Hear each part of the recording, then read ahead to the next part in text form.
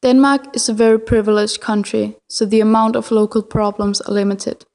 We chose to focus on something bigger and more international, the environment. One of the focal points in Danish politics are the amount of CO2 we emit. One of the biggest emitters of CO2 is our cars. We burn a lot of oil just so we can take the car to work or even just to the local supermarket. Oil is a fossil fuel, and our oil resources are running out. The solution for this problem is renewable energy, like wind and water energy, or like our project, biofuel. There are two generations of biofuel. First generation biofuel is made from plants that are grown for the purpose. This takes up a lot of field space, and we are actually wasting food to make fuel.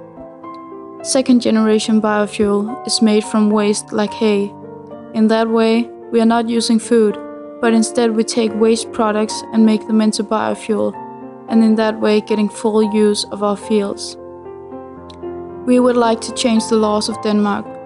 Right now, using eco-friendly fuel is taxed, so it doesn't pay to save the environment.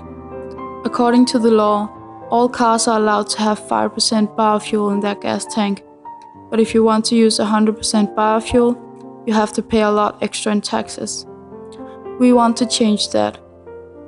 Old diesel motors, like the ones you find in trucks, buses, trains, tractors, and ships, are able to drive on pure biofuel if the engine gets a few modifications.